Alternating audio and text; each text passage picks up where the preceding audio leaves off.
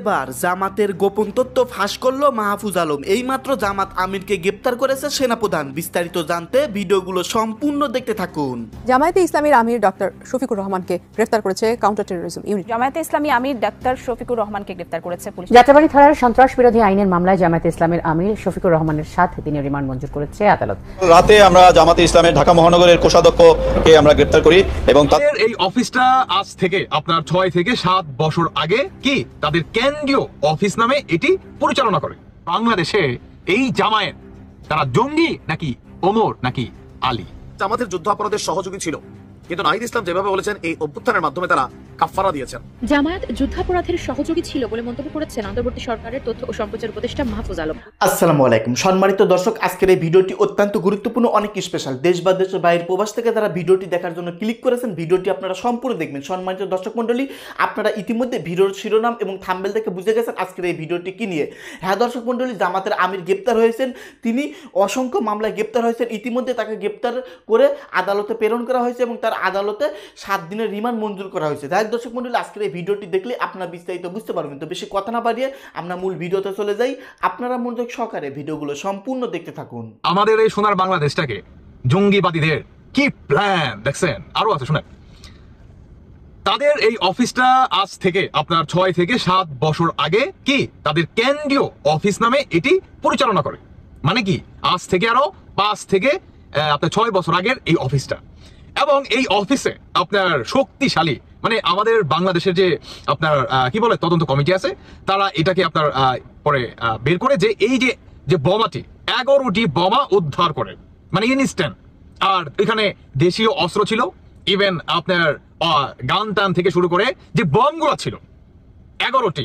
এই বমগুলা আপনার পাকিস্তানের, খেয়াল করবেন, এই বমগুলা পাকিস্তানের মিলিটারিরা মনে করেন ইউজ করে থাকে। ভাবতে পারেন, আমি এর জন্যই ভাই অবাক হয়ে গেলাম যে আজ থেকে আরো 6 থেকে বা 5 বছর আগে থেকে তাদের এই প্ল্যানটা কিংবা এই অফিসটা আওয়ামী লীগের কর্মীরা কিংবা পুলিশ প্রশাসন এটা কখনোই ধরতে পারে নাই। কেন পারলো না সেই প্রসঙ্গে আমরা পরে আসি। আপনার যেই সাংবাদিকটা এটা নিউজ করতেছিল কিংবা যে অফিসার সেই তদন্ত গেছে, তিনি বলতেছিল যে মানে এটা এমন ভাবে প্ল্যান করা, এটা হচ্ছে একটা জঙ্গিবাদীর, মানে একটা জঙ্গিরা যেভাবে প্ল্যান করে যে টোটালি হাইড, মানে বাংলাদেশের মানুষ তো দূরে থাক, একটা মানে কাক পক্ষীও যাতে টের না পায়, কোনোভাবে যাতে খবরটা লিক না হয়ে যায়।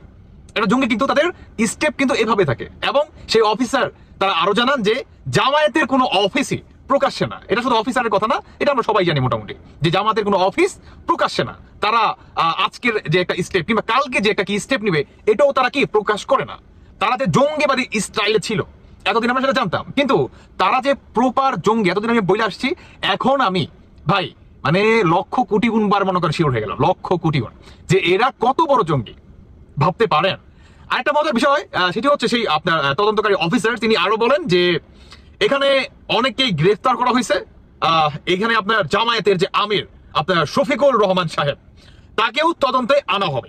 যে বাংলাদেশে কুঠা নামে যে আন্দোলনটা হয়েছিল, এই আন্দোলনে পুলিশকে গণহত্যা করছে জামাত। মানে আপনার ছাত্রদের কাছে যে 7.62 যে বুলেটটা আপনার ছাত্রদের কাছে হ্যান্ড ওভার করে কিংবা শিবিরের কাছে হ্যান্ড ওভার করে, সেটাও কি সেই অফিস থেকে ডেলিভারি করা হয়। অন্যদিকে আপনার সমন্বয়কদের কিংবা যারা নাকি কেন্দ্রীয় সমন্বয় ছিল, যারা নাকি আপনার যাদের মাধ্যমে নাকি আপনার কি বলে তো আপনার আন্দোলনটা একটা মানে বড় একটা আপনার আকৃতি ধারণ করে কিংবা দেশীয় অস্ত্র, গান, বুলেট ইত্যাদি, মানে পুলিশ গণহত্যা, তারপর হচ্ছে গ্রেনেড, তারপর স্মোক মানে বুঝেনি আপনার একটা ফিকা মালে যেখানে আপনার ধোঁয়া আকৃতি হয়, স্মোক মানে যত যা আছে সম্পূর্ণ কিছু এই অফিস থেকে ডেলিভারি করা হয়।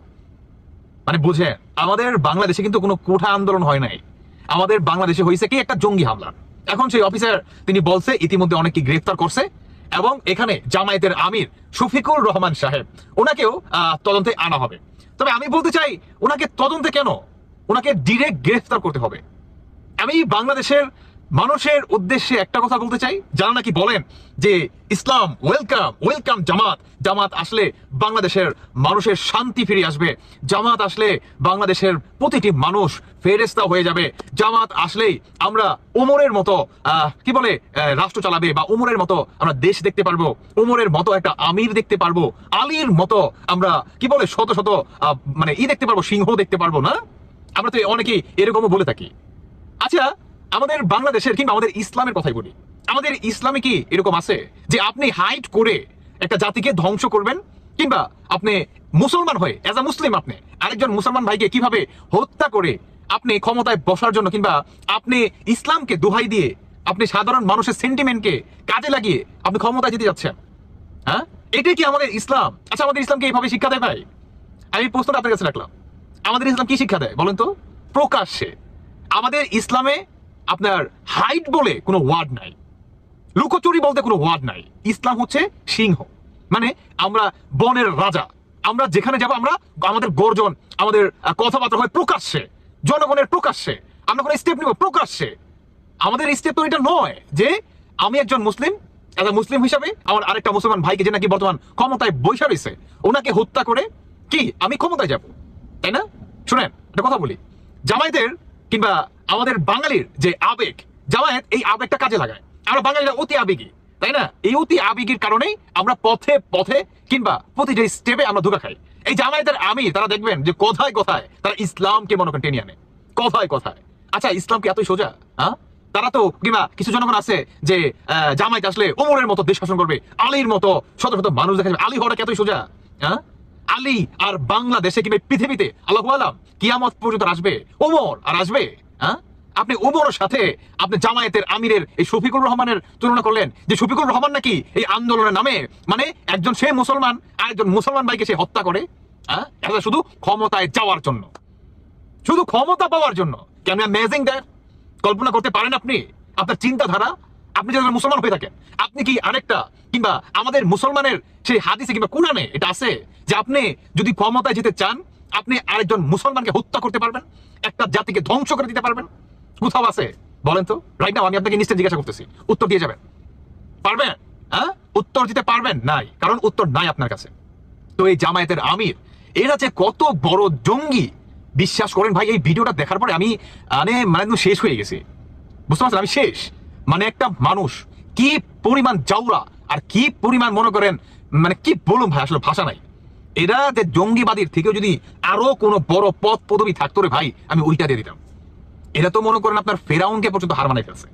এরা এত বড় মীর জাফরের বড় মীর জাফর।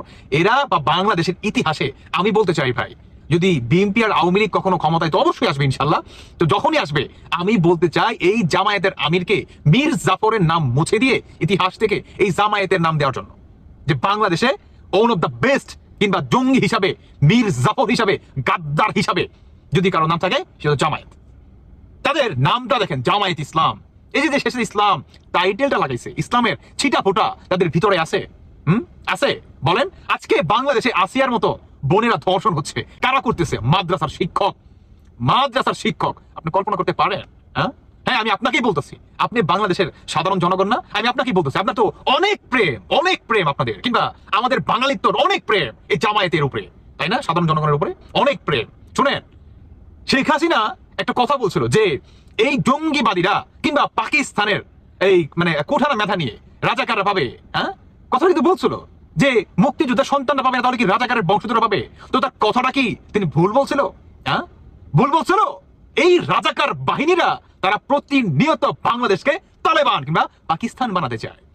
আপনার জামায়াতের যে মেইন কোঠাগর এই ইসলামের জামায়াত ইসলাম, হ্যাঁ, তাদের যে মেইন কোঠাগর পাকিস্তান, তারা কিন্তু বলছিল যে আর বেশি দিন সময় নাই, বাংলাদেশ আর থাকবে না, আগের মতো আমরা এক পাকিস্তান হয়ে যাব, তোদের পাশা দিয়ে ঢুকাই দেবো এক পাকিস্তান। বুঝছ নাই? আমরা এখন পর্যন্ত মরি নাই, দরকার পড়লে বুক পেতে দিব, মনে কর আরো 1000টা গুলি খাম, এই বুকের ভিতর 1000টা গুলি খাম। তোদের মতো মীর জাফর জঙ্গিবাদী রাজাকার এই নিপাকজাতদের বাংলার মাটি থেকে আমরা অবশ্যই উৎখাত করব, অবশ্যই করব। মনে রাখিস, পাকিস্তান হচ্ছে পুরো ওয়ার্ল্ডের ভিতরে আপনার 2 নাম্বার র্যাঙ্কিং আছে টেরোরিস্ট, জঙ্গিবাদী আর হচ্ছে সন্ত্রাসী হিসাবে। সন্ত্রাসী আপনি কল্পনা করতে পারেন?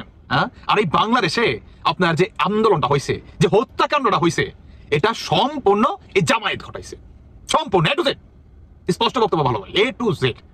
মানে এরা হচ্ছে সন্ত্রাসী। সহজ বাংলায় কথা বলো আমার কাছে, সহজ স্পষ্ট ভাই। এই সার্জিস, এই হাসনাত, এই পিনাকি, এই ইলিয়াস কিংবা আরো যারা নাকি দেশ বিরোধীরা আছে, সব কয়টায় জঙ্গিবাদী, সব এ টু জেড। এদের দেখবেন এই পিনাকি, ইলিয়াস এরা এখন পর্যন্ত দেশে আসতেছে না, কারণ তারা জানে যে তারা দেশ বিরোধী। তারা জানে যে বাংলাদেশের যারা নাকি স্বাধীনতায় বিশ্বাস করে তারা আমাদেরকে ছাড়বে না। অতএব যথেষ্ট হয়েছে, এনাফ ইজ এনাফ। আমাদের যে উদ্দেশ্য ছিল সেটা আমরা হাসিল করে ফেলছি। এখন আমাদের আর কোনো কাজ নেই, অতএব আমাদের দেশেও কোনো কাজ নেই, কারণ দেশে গেলে সাধারণ মানুষ কিংবা যারা নাকি স্বাধীনতায় বিশ্বাস করে তারা আমাদেরকে বাঁচতে দিবে না।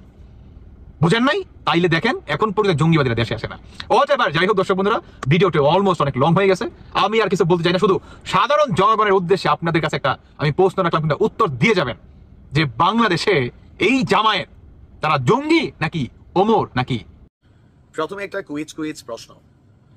উপদেষ্টা আপনার আমাদের যিনি আছেন মাস্টারমাইন্ড যাকে বলা হয় মাহফুজ আলম, ওনার সম্পর্কে জামাত শিবিরের যারা ভাইরা আছেন আপনাদের মন্তব্যটা কি কমেন্টে লেখেন যে কেমন মানুষ তিনি। অথবা জাতীয় নাগরিক পার্টির যিনি প্রধান আছেন নাহিদ, জামাত সম্পর্কে ওনার ফিলিংসটা কেমন। তবে কেউ কেউ বলছে এটা জামাতের বি টিম, তরুণ যেই টিমটাকে তারা সামনে আনতে যাচ্ছে। জামাত ইসলাম দলটা 1971 বিতর্কিত হওয়ার কারণে অনেক কিছুতে তাদেরকে নেগেটিভিটি পোহাতে হচ্ছে। অ্যাজ এ রেজাল্ট এনসিপি বা জাতীয় নাগরিক পার্টি হচ্ছে তাদের বি টিম। নতুন করে তারা বাংলাদেশে ভিন্ন রূপে ভিন্ন নামে আবির্ভাব হতে যাচ্ছে। কিন্তু এই সকল কিছুকে ছাপিয়ে মাঝে মাঝে আমাদের এই জাতীয় নাগরিক পার্টির যিনি প্রধান আছেন নাহিদ, অথবা আজকে মাহফুজ যেই কথা বলছে, এগুলো দেখলে আবার অনেকের বিশ্বাস হয় না। আবার অনেকে এটা যুক্তি দিতে চান না, বিএনপি নিয়ে সারাদিন কথা বলে, জামাত নিয়ে বলে না, মাঝে মাঝে দুই একটা বলে যেন সবাই মনে করে তারা জামাতের বি টিম না। ঘটনা এটা আল্লাহ ভালো জানে। যাই হোক, মাহফুজ আলমের গতকালকের একটা স্টেটাসকে কেন্দ্র করে অলরেডি 2 দিন আগে ঢাবি শিবিরকে মবস্টার মাফিয়া হিসাবে উল্লেখিত করেছিলেন। এরপরেই এই মুহূর্তে যখন বাংলাদেশের শাহবাগী আন্দোলন নিয়ে মাঠ গরম, লাকি আক্তারের ফাঁসির দাবি করা হচ্ছে, শাহবাগ নিয়ে নানান স্টেটাস আসছে, শিবিরের তারা শাহবাগের গোষ্ঠী উদ্ধার করতে চাচ্ছেন, যেখানে পিনাকি দাদাই 2013-তে এই শাহবাগের অন্যতম ভূমিকায় ছিলেন, আজকে তিনি জামাতের এক ধরনের অলিখিত অনলাইন আমির। এরকম নানান বক্তব্য সোশ্যাল মিডিয়াতে যখন ঘুরছে, তখন মাহফুজ আলম আবার একটা জায়গা মতো গুতা মারছে। যখন বলা হচ্ছে যে এই শাহবাগীদের উপর ভর করে আওয়ামী লীগ ফ্যাসিজমের মাস্টার হয়েছে, 2013 সালে এই শাপলা চত্বরকে কি জামাত ব্যবহার করছে? জি, মাহফুজ আলম বলছেন 2013 সালে জামাত সফলভাবে শাপলা চত্বরকে প্রক্সি হিসাবে ব্যবহার করতে পেরেছে। তার বক্তব্য যে আপনার জামাতের রাজনৈতিক ভবিষ্যৎ নিয়ে একটা দীর্ঘ স্ট্যাটাস তিনি দিয়েছেন। তিনি বলছেন জামাতের যুদ্ধাপরাধের সহযোগী ছিল, কিন্তু নাহিদ ইসলাম যেভাবে বলেছেন এই অভ্যুত্থানের মাধ্যমে তারা কাফফারা দিয়েছেন। আমিও বলেছি জামাতের যারা বাংলাদেশপন্থী তারা এই দেশে রাজনীতি করার অধিকার রাখেন। তার মানে কি জামাতের আরেক টিম কোন পন্থী? স্বাভাবিকভাবে সবাই বলবে এটা আপনার পাকিস্তানপন্থী। জামাতের নতুন প্রজন্মের অল্প কিছু ব্যতিক্রম বাদে কেউই পাকিস্তানপন্থী নন। মানে এই প্রজন্মের মধ্যে কিছু পাকিস্তানপন্থী আছেন, ফলে স্বাধীনতা বিরোধী ট্যাগ দিয়ে জামাত শিবিরের রাজনৈতিক অধিকার ক্ষুণ্ণ করা যাবে না। আর শাহবাগ আন্দোলনের একটা অংশের মধ্যে তিনি তার বিভিন্ন লম্বাচড়া বক্তব্য রেখেছেন। তারপর শাপলা চত্বরের আলোচনা এনেছেন যে আমি নিজে শাপলায় এসেছিলাম লং মার্চে নবীর প্রতি ভালোবাসায়। 5ই মে আমি আসতে পারিনি, কিন্তু যুদ্ধাপরাধের বিচার এবং জামাত নেতাদের ভূমিকা নিয়ে আমাদের আগ্রহ ছিল না। আর বলা হচ্ছে যে আপনার জামাতকে আমরা ছোটবেলা থেকেই আলেম ওলামা বিরোধী হিসাবেই জেনে এসেছি। তিনি যে মাদ্রাসায় পড়তেন, তিনি বলছেন যে অনেকে হয়তো খেয়াল করেন না, অধিকাংশ শাপলার কর্মীরাই আসলে জামাতের আকিদা এবং নেতৃত্ব বিরোধী। শাপলার অনেক নেতৃত্বই জামাতের আলেম এবং পীরপন্থা বিরোধীদের শিকার। এমন অনেকেই জামাত এবং শিবিরের নেতাদের কর্তৃক নিগৃহীত এবং নিপীড়িত হয়েছেন, কিন্তু জামাত সফলভাবেই এই আন্দোলনটাকে তাদের প্রক্সি হিসাবে ব্যবহার করতে পেরেছে, যেমনটা আওয়ামী লীগ শাহবাগীদের ব্যবহার করেছে। মানে বুঝতে পারছি যে হঠাৎ করে তার এই বক্তব্যে অলরেডি 2 দিন আগে তার স্টেটাসে ঢাবি শিবির তারা তীব্র নিন্দা জানিয়েছেন। আজকে আবার এই বক্তব্যে আরেকটা তো জোয়ার উঠতে যাচ্ছে নাকি? এটাকে আবার আওয়ামী লীগ বলছেন। শাহবাগী যদি আমাদের ফেসিজমের মাফিয়া হয়, তাহলে শাপলা চত্বরকে তো তারা এখানে নানান কাহিনী করতে চাইছে। আসলে যে কোথায় কি হচ্ছে নিজেরাও বুঝতে পারতেছি না, কে যে কার দল, কে কার ব্যাকআপ, ধোঁয়াশা তৈরি হচ্ছে। সম্মানিত দর্শক মন্ডলী, বিস্তারিত ভিডিওতে দেখতে পারলেন সমস্ত চাঞ্চল্যকর তথ্য। জামাতের আমির গ্রেপ্তার হয়েছেন। দর্শক মন্ডলী, এইদিকে বর্তমান দেশের পরিস্থিতি কিন্তু খুবই উত্তপ্ত। যে কোনো সময় যে কোনো ঘটনা আমাদের দেশে ঘটে যেতে পারে। প্রিয় দর্শক মন্ডলী, এইদিকে শেখ হাসিনা কিন্তু আবারও ক্ষমতা ফিরে পেতে পারে, কারণ বর্তমান বাংলাদেশের পরিস্থিতি খুবই ভয়াবহ। দর্শক মন্ডলী, জামাতের আমির এদিকে গ্রেপ্তার হয়েছেন, আপনারা নিউজে শুনতে পারেন। যাই হোক দর্শক মন্ডলী, এই সম্পর্কে নতুন করে আর কিছুই বলতে চাচ্ছি না। এই দেশের সাধারণ নাগরিক হিসেবে আপনারা কি বলতে চান? বাংলাদেশের একজন সাধারণ নাগরিক হিসেবে আপনাদের মূল্যবান মতামত ভিডিওর কমেন্ট বক্সে অবশ্যই লিখে ঝটপট জানিয়ে দিবেন। আজকের মতো ভিডিও এখানে শেষ করছি। সকলে ভালো থাকবেন, ধন্যবাদ।